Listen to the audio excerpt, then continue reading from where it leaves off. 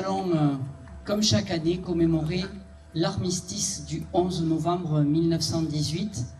Cette cérémonie prendra une dimension toute particulière puisque nous commémorons aujourd'hui localement le centenaire de nos deux monuments aux morts, celui-ci, le monument aux morts du cimetière, et ensuite nous ferons une halte au monument du souvenir. Je tiens à remercier l'ensemble des autorités présentes, tout en leur grade et qualité, et particulièrement la présence de monsieur le sous-préfet de Béziers, ainsi que de monsieur le suppléant de monsieur le député. Message de l'UFAC. Aujourd'hui, nous commémorons dans toutes les villes et dans tous les villages de France la signature à Rotonde de l'armistice mettant fin à la guerre de 1914-1918. Après le conflit, partout, ou presque partout, ont été érigés des monuments aux morts ou des sites commémoratifs, véritables sentinelles de la mémoire qui nous rappellent les sacrifices et les souffrances endurées par nos aînés. En outre, la nation a décidé d'honorer un soldat, symbole de tous les morts pour la France. Ainsi, le 11 novembre 1920, le corps d'un soldat français inconnu, tombé au champ d'honneur au cours de la Première Guerre mondiale, est solennellement honoré sous l'Arc de Triomphe, puis y est inhumé en 1921. Merci aux représentants de la FNACA d'avoir lu le message de l'UFAC. Si le 11 novembre est le jour anniversaire de l'armistice de 1918 et de la commémoration de la victoire et de la paix, il est aussi celui de l'hommage à l'ensemble de ceux qui sont morts pour la France, qu'ils soient civils ou militaires, dans tous les conflits auxquels a participé notre pays, des plus anciens aux plus récents.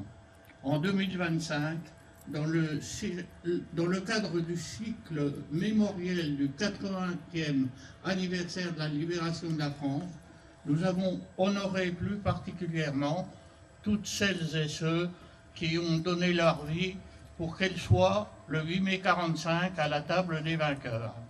Donnons un sens à notre vie en les honorant et en transmettant leur exemple à nos enfants, pour que vive une France unie autour de ses valeurs traditionnelles et fière des trois couleurs de son drapeau qui résume notre histoire. Vive la République et vive la France. Mesdames et messieurs, je vais vous faire lecture du message de Madame Catherine Vautrin, ministre des Armées et des Anciens Combattants, et de Madame Alice Ruffo, ministre déléguée auprès de la ministre des Armées et des Anciens Combattants. Le 11 novembre, la France écoute battre son cœur. Elle se recueille devant les noms de ceux qui ont donné leur vie pour que nous vivions libres. Elle se rassemble pour commémorer la victoire et célébrer la paix. C'était il y a 107 ans. Au fracas des armes succédait le silence des plaines dévastées, de Champagne, des vallées de la Meuse, des forêts d'Argonne. Ce silence portait le poids immense de ceux qui étaient morts durant 4 années, dans les grandes batailles, couchés dessus le sol ou ensevelis sous la boue. 1 400 000 soldats tombés au champ d'honneur, autant de victimes de familles meurtries. 4 millions de blessés et de mutilés. Et parmi ceux apparemment indemnes, combien de nuits hantées par des terreurs sans fin. La République a donné à chaque soldat mort pour la France, aussi anonyme soit-il, d'être honoré à la place la plus élevée, celle qu'occupe la tombe du soldat inconnu sous l'Arc de Triomphe. Il y a 100 ans, en 1925, était organisé aux Invalides le premier atelier de confection du bleuet de France. Devenu le symbole de la solidarité avec le monde combattant, cette petite fleur qui poussait dans les tranchées témoigne de la force d'âme de la nation. Ce patriotisme demeure une nécessité vitale. Marc Bloch, l'homme des Lumières dans l'armée des ombres, en incarna l'exemple. Son entrée au Panthéon le 16 juin prochain, décidée par le président de la République, rappelle que l'esprit de défaite est toujours un poison mortel. Le 8 juillet 1962, sous ses voûtes reconstruites, était scellée la réconciliation franco-allemande pour que l'Europe vive libre et en paix. Car là sera toujours l'espérance de la France, fidèle au sacrifice de ses anciens, à ses valeurs et à ses promesses, consciente de sa vocation universelle au service de la paix. Vive la République et vive la France.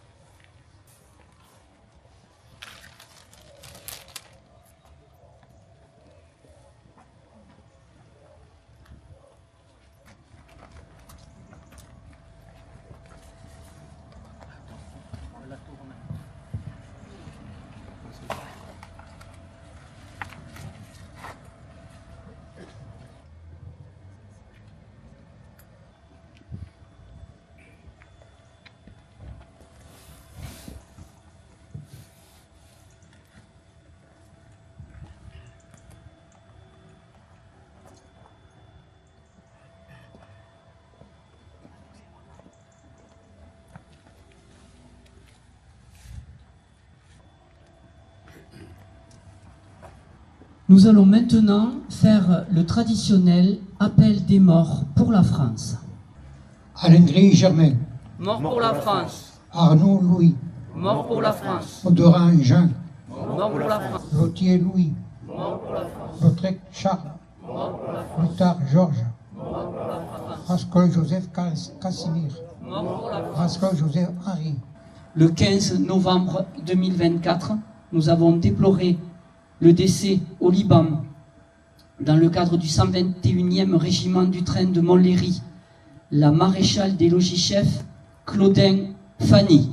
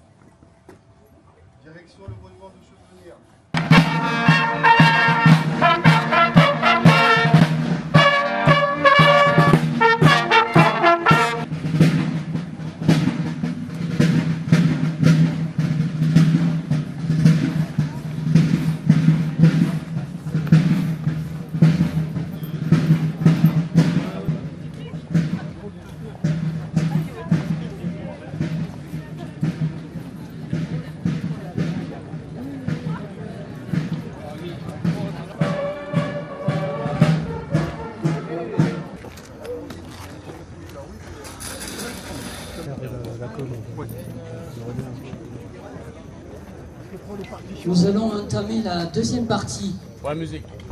La guilde de Bessan va nous lire des couplets qui sont quelquefois méconnus de notre hymne national, la Marseillaise.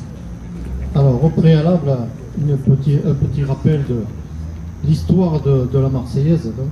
Son auteur, Claude-Joseph Rouget de Lille, né en 1760 à Lons de Saunier, était capitaine du génie sous la Révolution. Il composa, chez le maire de Strasbourg, dénommé Dietrich, un morceau qu'il intitula « Chant de guerre pour l'armée du Rhin ». Entonné par les fédérés de Marseille participant à l'insurrection des Tuileries le 10 août 1792, répandit de bouche à oreille, et son succès fut tel qu'il fut déclaré chant national le 14 juillet 1795. Aux armes citoyennes, formez vos bataillons, marchons, marchons, d'un sang impur, abreuve nos sillons. Couplet des enfants, nous entrerons dans la carrière quand nos aînés n'y seront plus. Nous y trouverons leur poussière et la trace de leur vertu. Bien moins jaloux de leur survivre que de partager leur cercueil, nous aurons le sublime orgueil de les venger ou de les suivre. 107 années ont passé depuis cette fin de matinée où le 11 novembre 1918, à 11 h, sur le front, les clairons ont surgi pour sonner le cessez-le-feu.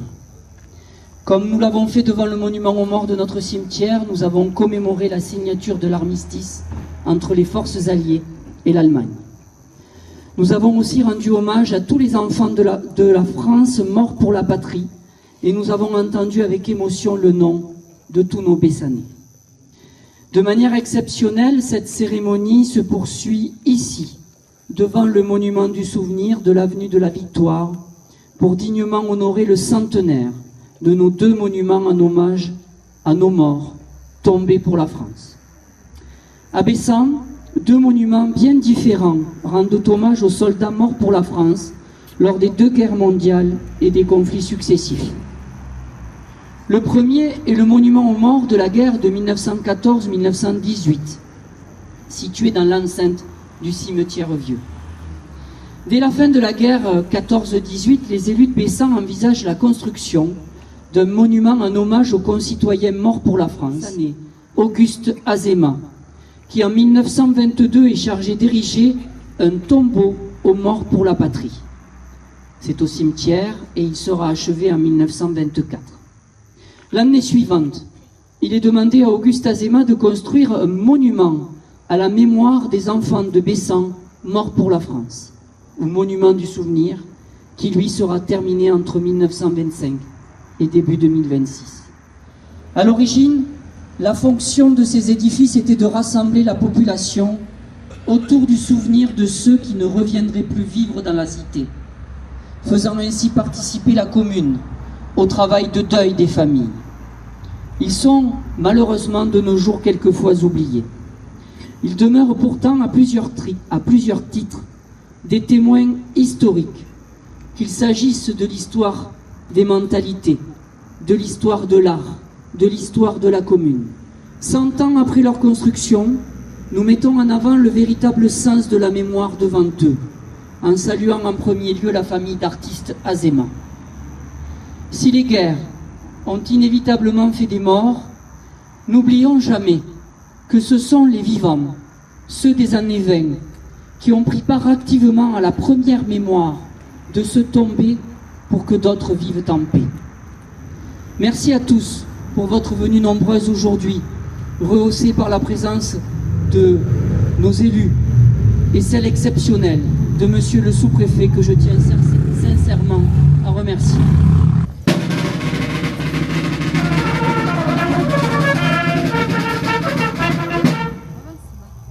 Le représentant de Monsieur le député va remettre, pas celle-ci, va remettre la gerbe de Monsieur Aurélien Lopez Ligori au pied du monument du souvenir.